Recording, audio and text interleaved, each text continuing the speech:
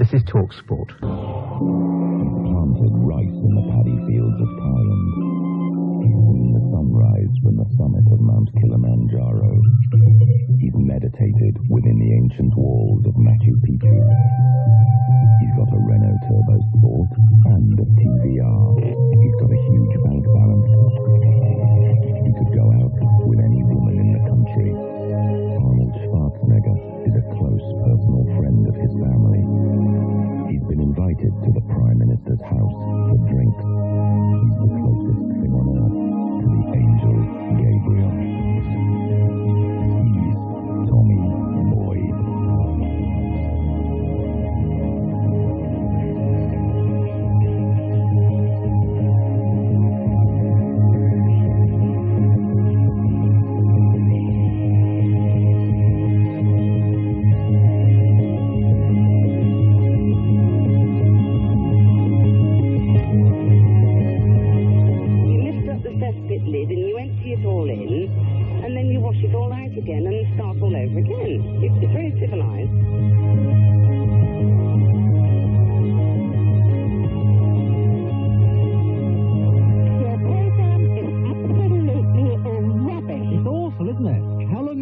This evening? Since 10 o'clock last night.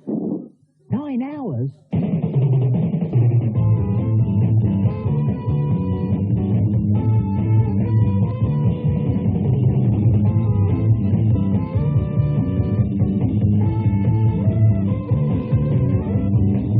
Now what I see here is a Caribbean band on the terraces at Fratton Park. Fratton Park, nice one. Tomorrow... The only thing that frightens me, the only thing that worries me, is not being certain that I'm living my life correctly in the context of the fact that it's going to end. And that is because I have not yet shuffled off all the detritus of the idea that necessarily my non-existence is the main thing I should strive to avoid. I'm not saying you should strive to avoid because you know it's inevitable, but there's no point. You know, what I'm saying is, if you want to eat half a cake, you're not going to give yourself a quarter of a cake, are you? If you can have 70 years, why take 35? That's what I'm saying. Do you know what I mean? No. I never know what someone means if they say, do you know what I mean? And I often suspect that they themselves don't know. What you mean is, do I know what I mean? Analogy, I know. What you mean, what you should be saying is, do I know what I mean? Try it. Do I know what I mean? Do you know what you mean? Yes, I think I do. I've never met anybody who didn't think they knew what they meant. Do you see my point? It's a big point. It's a huge point. It's a unique point. You will never have heard it anywhere else. You may never hear it again. So what's the alternative? Do we go around telling 5-year-old kids that death's wonderful and they should embrace it? Well, again, you see, you've asked such an obstructive question that we're not going to get anywhere. Because put like that, it's so limiting. Well, you're saying what we're doing now is wrong. What society in general... Why does it have to be? Why does it have to be? What do we say to a 5-year-old child? Why do you put it like that? Why can't you? 5-year-old children are important. You know that. You went to Brighton College and studied childcare. You know too much about me for your own good. You need a life besides mine, don't you? I only listen to you once a week. I think, you know, the same way I only do other certain things once a week. Yes. And lo, they did touch the hem of his garment.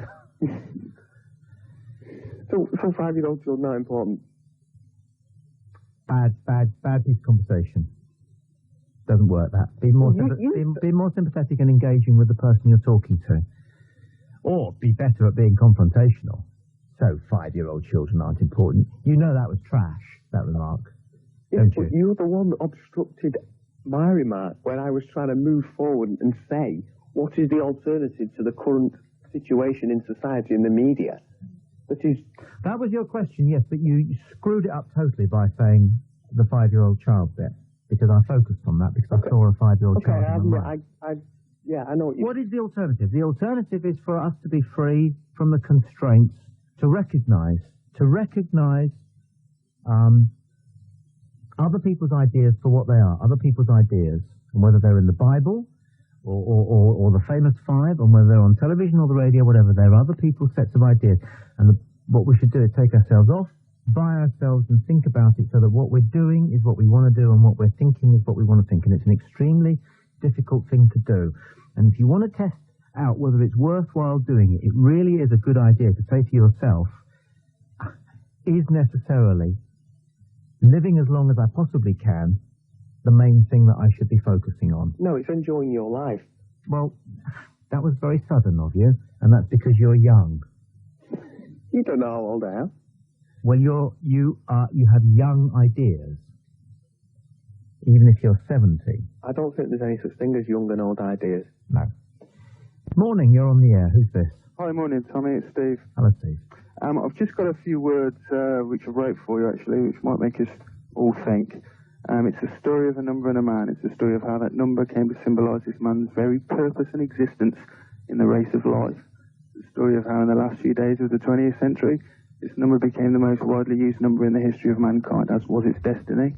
This is the story of a number and a man, a number that had carried so much mystique and baggage for nearly 2,000 years that even today, the numbers missed out on streets and roads, on car number plates, yet it became by far, by a very long way, the most common number mankind had ever honoured. Does it pick up? It needs a bit of music, this. It's a story about how this man was swept along in a world that was shaped by and for this philosophy and doctrine. It's a story of how this commercial philosophy preaches night and day through his television set. It's all going in one ear and out the other, you know. This is the story of a self-indulgent, hedonistic, can you stop? blind man hurtling himself down the abyss of self-destruction. Can you stop, pal? Otherwise I'll switch you off. Do me a favour. Do you get the idea? No. You're destroying the planet. Definitely don't. Our whole life philosophy and society is based on it. Absolutely everything that we now stand for has been moulded by it and for it. The media's controlled by it. Our governments are a mouthpiece. Can you stop again? Yep. Can we have a conversation? And can you stop doing this tub thumping and reading stuff out? But we've got to open our eyes, Tom. Nobody's got to do anything. We've got to look at ourselves and our actions. No, you've got to look at yourself. You've got kids. You have got to look at yourself. I'm not tub thumping and frightening people. You are. Look, sometimes some things have just got to be What said. makes you think you know how old are you? It doesn't matter how old I am. It does matter how old you are. It does. Otherwise, you'd tell us. All right, I'll tell you something positive. How old are you? It doesn't matter. I'm 38. 38. What have you done? Well, what do you mean? Where have you been? What have you seen? Have you been to all four corners of the earth and talked to everybody? I lived in Russia, and that was when it was communist. Now, let me just tell you something. The spirit in the people was incredible. That doesn't come across in what you're saying. We've smothered ourselves in commercialism. And we have no idea. We have no chance of advancing spiritually. Darling, the point is this. You've been yakking on for a couple of minutes and nobody's got any idea where you're coming from or where you're going with it. I'm talking about consumerism, global consumerism that's destroying the world, destroying our souls, destroying any hope of spirituality we ever had. Well, why didn't you say that in the first place?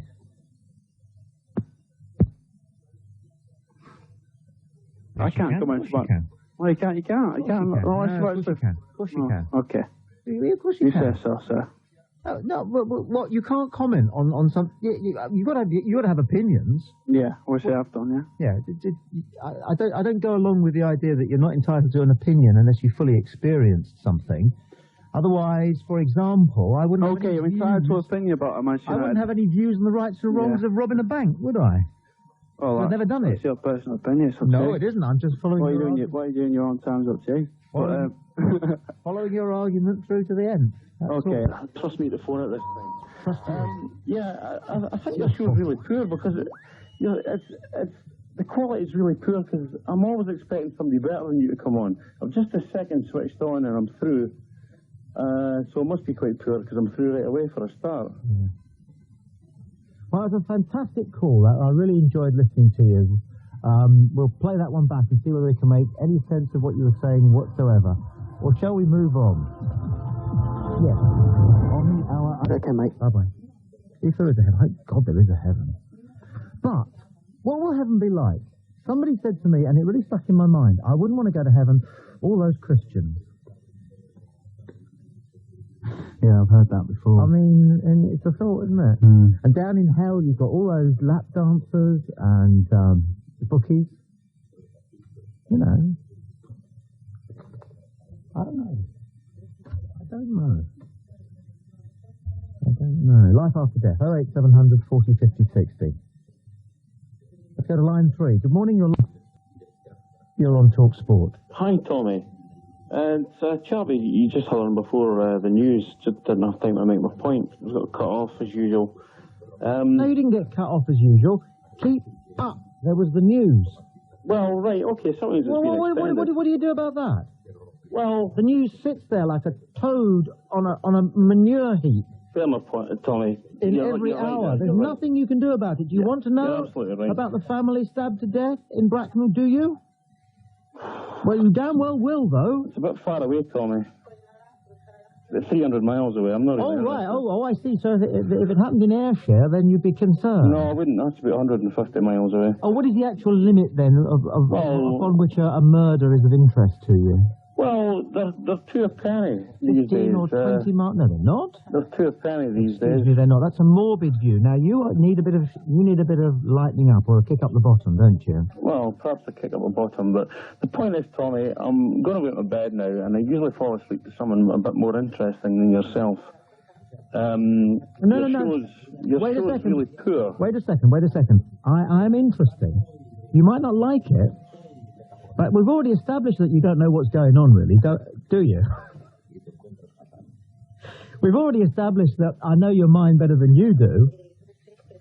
Now, come on. I am interesting. The problem is that you don't like it. Now, why? No, you're not interested, Tommy. I've picked up the phone in the last 5 minutes. Now, come on, get interesting yourself, pal. Come on. No, fair enough. That's fair enough. You're dull, you're lethargic, you're negative. I'm phoning in. You're the radio host. Humorless, you're uninteresting, you haven't got anything original to say. Tommy, you're going to listen then? Well, no, be interesting, otherwise I have to interrupt you. Tommy, the point is, I'm a caller. You've had pretty poor callers on. And I'm afraid you're the worst by a long shot. Probably. I mean, you're don't ring again then, all right? Go to bed. Don't ring again. Fair enough? Am I getting cut off again, am I? Well, because you're boring. Tommy, the point is you're boring. No, I'm not boring. It's that you don't like it. No, I'm not. No, I know I'm not boring. On something a lot more interesting than yourself. I mean, this is at this point in time. No, what you don't understand. How many girls have you went out with recently? Yes. How many people have you went out with recently? No, that's what other people bring up. What education have you had? That's what other people bring up. That's what other people bring up. Program interesting. See, you're not going to listen to somebody because you think they're not interesting. Why don't you give them a chance to speak instead of you talking all the time? Well, because in your case, you're boring. Yeah. Go on. What's the most interesting thing you've ever done? The most interesting thing I've ever done? Yeah, go on. Well, you tell me yours first, and I'll tell you mine. Okay. In the Pacific, there's a lagoon. It's called Scammons Lagoon. It's very saline. And that's the reason why Estrictius robustus, or Old Hardhead as the whalers call them, make their way down from the Bering Straits once a year to have their young. Yeah, you see. Well, given your resources, Tommy, that's a pretty poor show, I would have thought. Okay, well, wait a second. You asked the question. You're not only boring, you're a very, very, very rude man, and I would never. Unlike yourself. I'll be rude. I'll be rude to people who deserve it, but you asked me to do something and I was doing it. Mm-hmm. And I was doing it well, much better than you'll be able to when it's your turn. Right, Tom. And I won't interrupt you. Mm-hmm. Carry on, then. Is that you finished? No. Are you going to listen? Are you going to be sensible, or do you have to clear off? No, that's your decision. You ultimately make that decision, Tommy. Right, and when you get a bit... Well, not when you get a bit... Okay, look, I asked you the question in the first place, so you answered it now. So what is the Tommy, most interesting thing that you've ever done? Well, given my resources, a lot more interesting than you. What do you mean, given your resources? I've got my resources, they're the same as yours. Mine are extremely finite. Yours sounds incredibly infinite, Tommy. I don't know what that means. What does that mean? What does finite mean? No, what do you mean by suggesting that my resources to be interesting are greater than yours? No, I was just saying that your resources seems to be a lot more infinite than mine. What does that mean? What are you trying you to have say? a lot of money to go and swimming with dolphins and whales, etc. My most interesting things, go on, it's a cheap thing. Yeah, cheap thing. Yeah, go on. Yeah, God, go on. I mean, I bet it's lousy. Well, it is lousy. I bet you've had no life. See, this is it. This is the start. No girlfriends. You've got no girlfriend. Decent job. You've got no decent job. No decent job. No education. Right. Okay. Sarah, this is your usual line, Tom. Is that your life? No, that's not my life. Well, where did this come from then? What's the most interesting thing you've done? No, this comes from... Which question shall I answer first? The same one I've asked you 3 times. Right. I'll answer the question you asked me first of all, which was, if you care to remind me. You can't even remember, can you? Shit. What is the most interesting thing you've done? That's a hard question to ask, Tommy. For someone who's just phoning you up out of the blue, you've obviously done your program, reading. This is a question that you've obviously thought of in your mind. I've never thought of it. I'm falling asleep here, listening to you. How am I supposed to answer a wide-awake question like that? Well, what would you like to talk about then, mate? What would I like to talk? I would like to talk about where you think your qualities come from on your radio show. I don't think you've got anything at all to offer this radio program. I really think you should move over and make the position available to you for something. No. Well, I would like to. We know that. That is your agenda. No, that is what you want to do. That's your problem. Everybody listens to the radio. Everybody watches television, and people like you think that you could do the job better. Well, fine. Maybe it's possible that you could. But what I would say to you, got the opportunity, Tom. Because I earned it. And how did you earn it? With hard bloody work.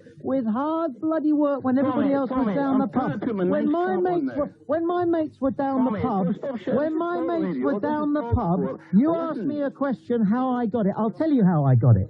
When I was 17, 18 and 19, when my mates were down the pub or sunbathing on the beach, I was beavering away backstage at venues. I was working at radio stations where nobody gave a damn who I was because I was just some kid. I was at the bottom rung of Fleet Street newspapers. I was teaching in lousy, rotten little rundown secondary modern schools because I wanted to learn how to communicate. I did the work. I spent 6 years living in lousy digs in Kilburn and in the Dog's End of Brighton. Learning my trade. There's my most interesting thing in my life. Now listen to me. You sad man, do you see my point? I earned it. Why are you calling me a sad man? You don't know me. Yeah, you are sad. I know you well enough. I know. Why am I sad? We all know it from this conversation. Because I asked you and challenged you, I must be sad. Because your life is empty. Of course it is. I've no girlfriend, I'm no working, I've no education, I've no job. You just told us that wasn't you. Well, some of these things are me at the moment. Okay, Tommy. So your life is empty and you're cross with me because you think I've got a full life. No. You're missing the point, Tommy. No, you're missing the point. The point. That is the point, and you don't even know it, mate. You're missing the point. You've got an empty life, and so anybody who you see who you think's got a full life, you hate. You love suggesting these things. And what's more, what's worse about you is that you want to hurt them. You see somebody who's got more than you in your own mind, and you want to hurt them. You want to talk sport and talk to Tommy. Now, you get to speak because you've got to listen. I've got to tell you something, pal. You are the worst kind of victim.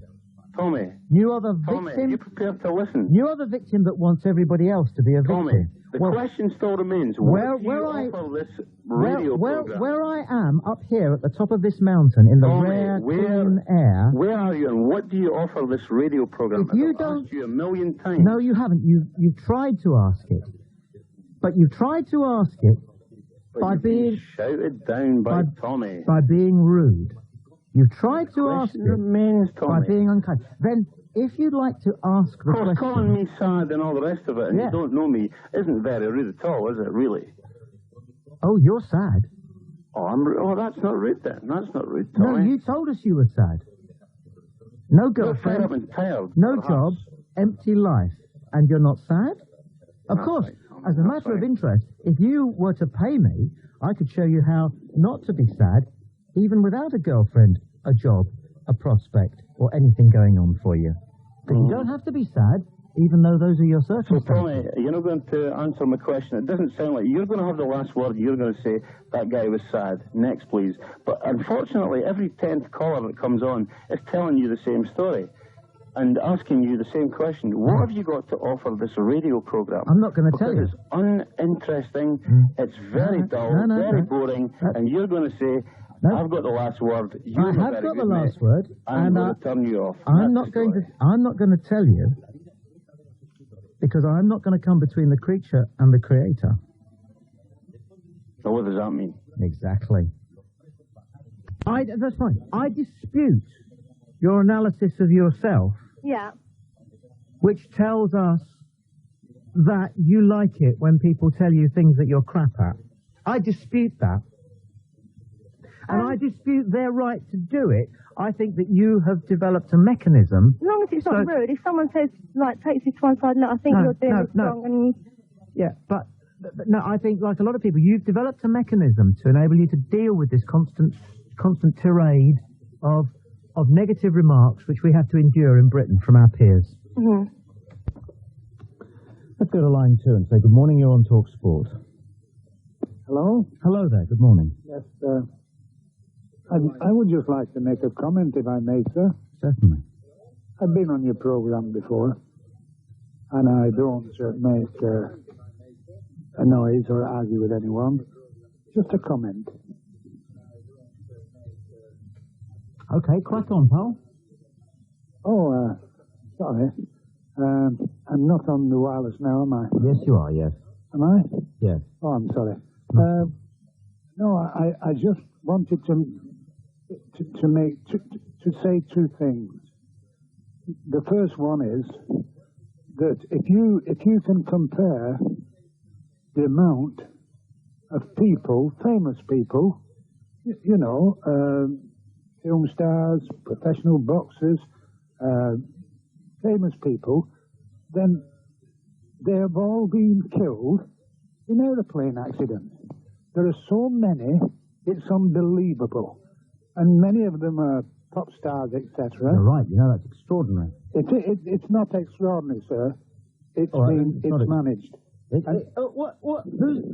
Who's forcing these people onto commercial flights?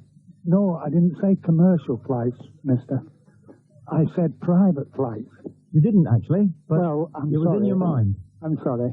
I meant private ones. Who is doing this? People with money.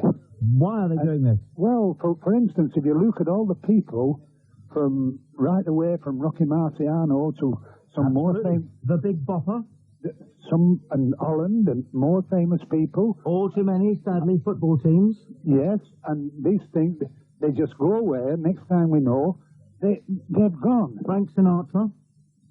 Everybody seems to die in an aeroplane. That American, what's his name, the singer with the beautiful voice, Jim Reeves? Yes. Yes, and Joe also Bugner? Holland, was it called? Yes. The famous, you know, the... Kevin Costner? Yeah. So many people. Johnny and Fanny Craddock? Yeah. It's extraordinary. You see, it cannot be a coincidence. No. Sir, can I tell you something? I take my hat off to you. You've drawn our attention to something of significance. Thank you. Also, I gave you a question. You know, the question, and you thanked me. You said you did it. Yes. The had yes, business. Marvellous business. You said you worked it out, which was very clever of you, because not many people know. Not at all. I'll give you another one if you want. I think you've done enough. You've taxed our brain quite enough for one evening. Who is behind these serial murders of famous people in private aircraft? 08700. Who's this? It's Pam. Hi, Pam. From Essex. I'm live, am I? It's a shame you can't remember your number. I just would like to say, why does he have to be so patronising to people? They're obviously older people. Can you turn the radio down? Yeah, I can. I just wonder why he has to be so patronising to these people. No, you're talking to him.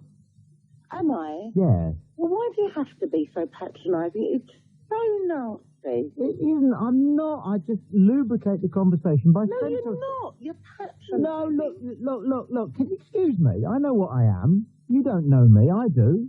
All right? I can hear you. Yeah, well, that means you don't know me. You wouldn't know me in the street. I would. But the thing is that I wouldn't talk to people like that. The point is, what you don't understand, people like you, is the importance of centering in social transactions. Do you understand what I'm talking about at all? Yes, of course I understand. Well, what does it mean? What is it mean? Stupid. Well, it doesn't mean you have to patronise people like that. I centre with people, and people like you think it's patronising. You don't centre with everybody. I do. If I'm talking to a Geordie, listen to me. If I'm talking to a Geordie... listen to me. All you try to do is make people look stupid. Cobblers. All I try to do is make people and at the end of the day, you just make yourself look stupid. I'm not stupid. Nobody You thinks are I'm stupid. stupid. You've got to be very stupid to think I'm stupid. I'll tell you what, I am nothing if not clever. I'll tell you, for goodness sake, do you love yourself or what? Well, you have to, don't you? Don't you love yourself? Well, much more than you should. I'm sorry? Much more than you should. I don't understand go that. around patronising people. Look, I've explained, I centre with people. If I get picked up... Centre with people. You don't know what it means. When did you last hitch a lift? Listen. Now, I'm asking you a question. I work with the public every day, and no way would I speak to people like what you. What do you do? You're just a patronising What do you do then? What does it matter what I do? Well, you brought it up. That's why it matters. What do I do? Yes. I find homes for people. What does that mean? Older people. I'm sorry, but why are you ashamed of what you do? I'm not ashamed Well, of what why I don't do you just at all. tell us what it is then? I'm a letting agent. You're a letting agent. Well, why did that take such a lot of trouble getting out of you? Well, it didn't, but I don't think it's Yes, it relevant. All you do is, I say, what do? You say, I'm a letting agent. You don't go, I don't think that's relevant at all. It's not relevant. I find properties for members of the public. You're a letting agent. It's not relevant, is so, it? It's neither a big deal nor a little deal. No. You're a letting agent, right. To people, it doesn't matter. I still wouldn't speak to people the way Look, you if do. you centred, you'd be a much better letting agent. It's a well-known psychological device. It's a device, is it? It's a device. It's a device to make to put other people at their ease. I mean, are you good at? Are you patronising people? Putting people at their ease? Yes. Is it? Are you good at putting people at their ease? Yes, very much. I bet you're not putting me at my ease. Well, I don't think you deserve to be. Well, I bet I could put you at your ease more easily than you could. What? Come on then. Sorry? Come on then. I didn't say I was going. I didn't say I was going to. No, because you can't. Well, you don't know that. But you don't know I can't. I bet you I could if I tried. I bet you couldn't. I bet you I couldn't. Because I think you're a nasty piece of work. Well, sometimes nasty pieces of work are what we like. Are they really? Well, that's what I've heard. Is it really? Well, you tell me I'm You're wrong. not putting me at my ease. No, but I'm smoothing things out a little bit. No, you're not. Well, I might have been. It's just that you're so dogged. You're so look. Last time I hitched a lift, all right, it was from Bognor. What's that got to do with it? I'm just stating a point, right? I'm from Bognor to London. No, I'm from Butlins here, yeah. Yes, actually, I was hitching a lift from Butlins up to London, right? Yeah. And the lorry driver picked me up, and I just got in, and I said, "Oh, thanks very much, mate." Oh, dear me, London. How close are you going? And because I assumed he was, from around there, and he went, "I can take you all the way up the A3, but then I'll have to let you go at the M25." And I found myself saying, "That'll do fine for me, like." Now, is that patronising, or is that merely being polite? No, that isn't being patronising. I'm sure it's not. But the way you were talking to that chap... Which chap? The older chap. No, don't call him an older chap. You don't know how old he was. He was obviously an older chap, and you were being nasty. No, I wasn't. You were. You don't know that. He was happy. You read too much into every situation. I only hear what I listen. I can hear it. You were being patronising. No, I wasn't. You don't know what patronising is. Of course I do. What does it mean then? Where does it come from? Where does it come from? Yes, what is the term? The term patronisation comes from when you try to belittle somebody. No, and see, that's exactly what you were doing. That's cobblers, actually. Mozart was patronised. Was he? Yes. Oh, and Van Gogh. And Van Gogh wasn't patronised. That's why he blew his brains out. Oh, I think we chopped his ear off. Well, you both, obviously. Oh, after. No, steady. I do the comedy as well as the patronising. Really? Perhaps it's because he threw his brains out because he couldn't hear the guns. Yeah. Oh, God, you're starting to flirt with me now. See, got her. To the old native charm, you know. You either got it or you've got it. Line 5, you're live on TalkSport. Good morning. Lesbians are evil. That's fantastic, actually. That was quite good. You know, I'm beginning to prefer the nutters to the people who think they're serious. And it is a full moon, so it could be quite a hoot this evening. Whoa, what a parade. Let's go to line 6. Good morning, you're live on TalkSport. I beg your pardon? I said, good morning, you're live on TalkSport. Oh, thank you very much, sir. If you turn your radio off, then we'll be able to rattle on. Yes, I've done that. Well played. The thing that was mentioned not so long ago about people who mysteriously vanish in the air on small aircraft. Yeah. Now, this very rarely happens with civilians who are learning piloting, etc., etc. Now, I was in China. I was Churchill's representative. I was in special services. My God, I bet you can tell some stories. Yes, and I'll tell you one in particular I thought you might. I didn't like. We had some generals, one or two of them pretty good. Wingate, who was in Burma in the Second World War. That's where I was, by the way. And I was in China, and I was working indirectly for Winston Churchill. In the SAS? They would call it that today, son. But I was just a special serviceman alone in China. I bet you've got some stories. Oh, I have. I've got plenty of stories. Ah, I thought you would have. There's one thing I'd like to ask. Yes? There were 4 Englishmen in China during the war. Is that all? Yes. They were outnumbered. No, yes, they were, yeah. I bet they've got some stories. We was at places like Lingshihan and Guizhou and Guilin and Chongqing and all I want you to know is there any of those 4 Englishmen left alive who was there on PJ Day and met and shook hands with Mao Zedong and Chiang Kai-shek? And I don't believe there's anybody in the world left who did that. Apart from us 4. The 4 of you. Yeah. Well, we'll find out. We've got a very interesting iron in the fire there. 08700 40 50 60. Line 1 it is. You're live on TalkSport. Hiya. Tommy. Sir. Right, this full moon business, what everyone's going on about, police stations being full. Well, do you not think that just because the police stations are full, there's a full moon, you can't blame that on the full moon. There's no, just because there's a relationship, it doesn't prove the cause. It does in the eyes of the police. Yeah, but I mean, it's a bit superstitious, a bit pathetic, if you ask me. Look, pal, eat steady here. Do you know everything then? Well, let's put it this way. The full moon is like, if you look out of the window now, it's bright. Now, in summer, there's a lot more crime committed because the sun's out and it's lighter at night time. It's the same with the full moon. There's more thieves out there because it is brighter. Yeah, but that doesn't explain why more people die when there's a full moon than on a normal night, does it? No, it doesn't explain it. No, it doesn't. No, but it doesn't. It doesn't explain why more people are emotionally disturbed around the time of a full moon. Now, this is very difficult to quantify.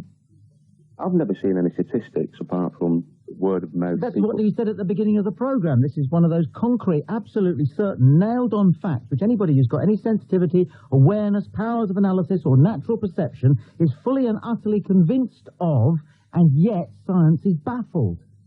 You, sir, prefer to believe that we know everything that there is to know, and I think we've only just begun. No, I'm not superstitious at all. I'll walk on the ladders off. If I spill salt, I'm not bothered about spilling salt. Look, pal, it's nothing to do with that. You're getting very confused. This is a scientific fact of the human emotion. You tell me where I can get these facts. Where can I access these facts? Use your own eyes, talk to people, gain experiences. Go and visit an old people's home. That's not facts, is it? That's just personal experience. You go and visit an old people's... I hate it when people dismiss eyewitness evidence and say, oh, shut up. Oh, all right, let's have the news. And you go away. 3 a.m. Talk Sport. Let's go to line 5 and say good morning. You're on Talk Sport. Hello. You're teaching the philosophy of complacency, and I disagree that you can't do anything about the news. GM Foods, you can by protesting. BNFL, you can by protesting. BSC, you can by protesting. You can alter things, issues, and newsworthy things like privatisation issues. I think that by continually propagandising that you sort of like can't do nothing, you should enjoy, and sport is it, it's sort of like give them bread, give them circuses, not bread. Are you happy? I'm not happy, but I can... Sorry, back up, say that again. I can... No, say that again, again. Because it's you're diverting the subject. I'm asking you if you're happy, and you were brave enough, and you were strong enough, and I admire you. You said you're not happy. I'm not happy with the news. So therefore I try and affect it to alter it by protesting, by writing, by speaking to other people. If I may just interrupt you for a second, I didn't ask you if you're happy with the news. I asked you if you are happy. Well, what's that got to do with the news? Are you happy? It has nothing to do with the news. It has everything to do with the news. It is a separate issue. It is not a separate issue. I'm talking about the news and you're talking about my personal emotions. Right. Precisely. Of course I am, because I care about you. You don't. I do. I care about you more than any journalist alive. I care about you. That's why I have shed journalism. That's why I have turned my back on this Satan. Sport as a place, but therefore it shouldn't succeed the place of issues that affect us all. And where do you think is the reason why you are not as happy as you could be? Because I need more information. To do what, my petal? To alter, to sort of try to protest, to object. Do you suppose that there are things, if you were to be seen as an issue... Can I please play the game of conversation with me? Don't be so rude. Because you're... Please play the game of conversation with me. It's just a matter of politeness. Okay. Thank you. You do know what I'm talking about here. You're trying to alter the subject. You are haranguing me. You're not having a conversation. Now, I do conversation. I'm good at conversation. You're not. So far. Now, just join in and play the game here. You know, it's like in tennis. Somebody can constantly hitting the ball into the crowd. What would happen? You know, people wouldn't be interested. It's a two-way thing. You've got to play the game and listen and concentrate and reply and then make your point. That's how it works. Okay, if you keep to the same subjects I was speaking about. That's precisely what I am doing. Okay. I am doing. It's important that you understand that your first job is your own self and soul. Negative. I'm sorry. I don't understand what that means. Negative. There's such a thing as sacrifice for others. Or are we all sort of going to say that you're more important, say, than your children? You don't understand me.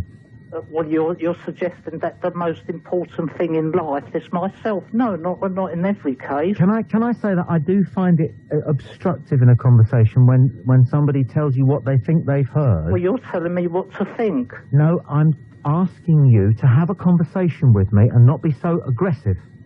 Okay, I'll try not to be aggressive. Why are you aggressive? I'm aggressive because I'm up against the person that constantly tries to divert the subject into something trivia.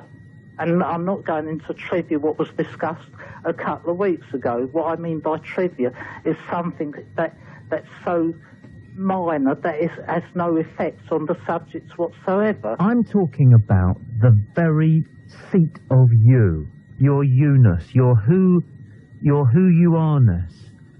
What is that? Where does it live? Is it in your brain or is it in your breast? What is it that makes you tick? What is it that lifts your spirits, that makes your spirits soar?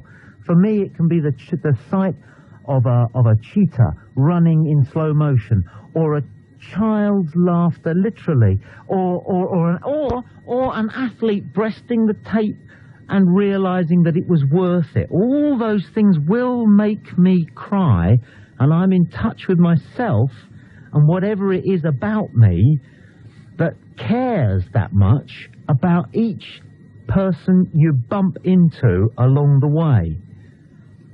Because there are issues, sure, Of course there are issues. There are big issues. But my key point, and I refer you back to all the teachings down the time, starting, if you like, in Tibet, all the teachings say that you're not going to be able to fix anything unless you can begin this is a diversion by fixing yourself. You're diverting the You subject. have no idea whether GM foods or BSE or Yes, Kosovo, you have no idea about the actual morality or philosophy of those issues if you are not completely at one with yourself. Go and sit on a pile of nuclear plutonium and see how in touch with sort of morality or your spirituality you'll be. It's nothing to do with that whatsoever. There's separate issues. The issues that we're talking about is, should we take really notice of the news and current affairs above sport and other circuses? And I say that it's more important your environment, where you're going to live, where your children are going to live. Well, you know, you're just coming across as a busybody. It's as simple as that. Also, that's the answer to everything, you know, so like, that's okay. So if tomorrow they said that your money, the value of your pound will be worth .5 and nothing more, you'll be sort of going, I'm a busybody. Yeah, but you see, you fell into the trap again of being pessimistic and offering the worst case scenario and saying, wait, will you stop interrupting me? You just interrupt all the time. If you had said you could wake up tomorrow and find out that the value of your pound is 10 times what it is worth today, then I would have lost my argument. But what you have shown is that by your constant exposure and possibly sometimes even obsession with the news, you have become utterly pessimistic about everything. You told somebody that's dying of CJD what you're Here we go again, look, here we go again. Here we go again. It's all gloom and doom. Because if we don't affect the gloom and doom and our environment, then we will not be happy. None of us will, unless we object.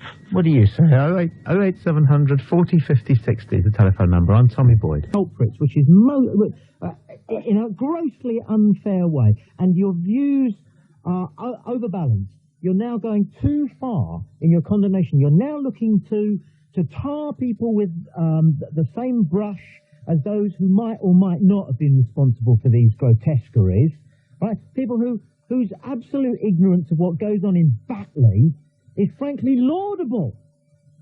Do you know what's going on in Prague? Do you know what language they speak in Prague? Sorry, Prague isn't an issue here. Where is Prague? Racism is an issue here, not Prague. Yeah, but you're the one who's coming out with these allegations about people allowing banners like that on the terraces in Prague. I'm trying to get this into some sort of perspective for you. Sorry, aren't we trying to kick racism out of sport? No matter what nationality it is, no matter what country it takes place in, we are trying to cut. How do you do it? How do you do it in Prague? How do you do it in Prague? Go on, mate. Well, obviously. How do you do it? So you're saying to me? No, you tell me how you do it. Don't tell me what I'm saying. I hate it when people tell me what I'm saying. You don't know what I'm saying. You don't even know what you're saying. I don't think. I think I do. You're in a red haze. No. Now don't get me there as well. You tell me. In a red haze. Right. You tell me how you do it in Prague. Right. What do you want the authorities in Prague to It is an international problem, mate. You know, what? You answer the question. Look, I'm telling you. No, you're unrealistic. No, sorry. Don't try to get your ratings up by slagging me off, right? I'm not trying to get my ratings up. I'm trying to make you see common sense. Common sense.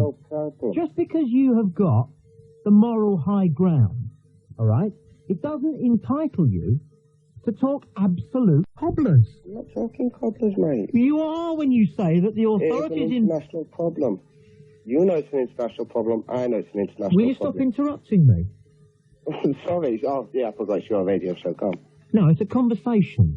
Okay, then. If you stopped interrupting me and listen... I'm listening, mate. And tried answering some of the questions that are being asked, because I'm really interested in your answers. It's just that you don't answer them. Well, go on, then. You come out with truisms. Straightforward question. It's a pathetic conversational technique which I loathe. When somebody asks a person a question and they reply with a truism. If they know what a truism is. Hang on, just ask me a straightforward question. You get a straightforward answer. Okay, well, for the 5th and final time... Yeah. 5th? Yes? Oh, okie doke. What do you think the authorities in Prague could have done that they did not do in relation to a banner which you think, you allege, might have been waved by a racist group? Right. International hooliganism. Yeah. They're all supposed to be involved. They're all supposed to talk to each other. They're supposed to know which thugs are going over there, which thugs aren't going over there. Yeah? Now, so if that's the case, they should know when right-wing flag, etc. goes. Can I ask a question out of interest? Can you not say they when you obviously have a specific body in mind? Could you mention that body? Because I'm asking you a specific question, you know, and I want specific answers, not waffle. Okay. Who's they? Right. Right, I am a sports fan. I am not a football fan. I am not a rugby fan. I am not an athletics fan. I am a sports fan. I don't follow no team or anything. Yeah, I like to switch on the TV and I like to watch my sport. Which body, pal? Exactly. There's no body because I'm not too up on it. No, you're not too up on it, are you? Now listen to me, and I want you to listen very carefully and take this away. Okay. Your heart's in the right place, right, but you'll lose every argument you enter if you go over the top, as you did in this call. Okay, then I'll finish this conversation on the fact that if everybody thinks like you, racism in sport will carry on. Go to hell. Thank you for your time. Jeez. You can't get paid enough to deal with like that. What is the man? Now it's my fault. Okay, so racism now is my fault, it's the Prague police's fault, and it's a commentator who mentioned something that was on television. I mean, you know what football commentators are like? If it's on the screen, they'll talk about it.